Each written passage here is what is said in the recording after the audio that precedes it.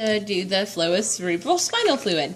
All right, so cerebral spinal fluid, CSF, has many functions. It's going to play a role in, it's going to play metabolic roles in the nervous system.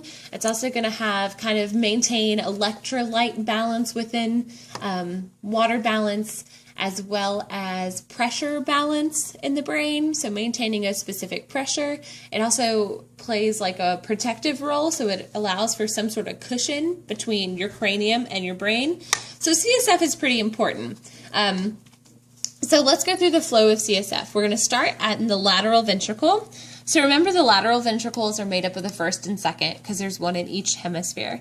So we have the lateral ventricle. The choroid plexus of the lateral ventricle is going to produce CSF and put it into the lateral ventricles. It's going to flow through what's called the interventricular foramen, which you can't see here. It's a hole. It's going to go through the interventricular foramen to the third ventricle. The choroid plexus of the third ventricle is going to secrete more CSF into it. From the third ventricle, it's going to flow through the cerebral aqueduct to the fourth ventricle.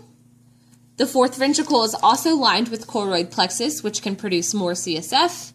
From the fourth ventricle, it's going to go through medial and lateral apertures, which are holes, and it's going to go to the subarachnoid space. That's where it's going to flow around the entire central nervous system, brain and spinal cord. So it's going to flow through the subarachnoid layer. Remember, the arachnoid villi is lined with ependymal cells.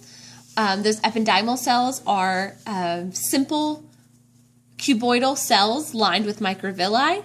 That's where the reabsorption of the CSF will happen.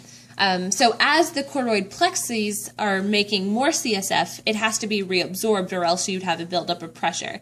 So the arachnoid villi of the arachnoid layer will reabsorb old CSF, and it also helps with the flow because the villi kind of pushes the CSF through it. So lateral ventricles, through the interventricular foramen to the third ventricle, through the cerebral aqueduct to the fourth ventricle, through medial and lateral apertures to the subarachnoid space, and then we end with reabsorption at the arachnoid villi. That's the flow of CSF. Okay.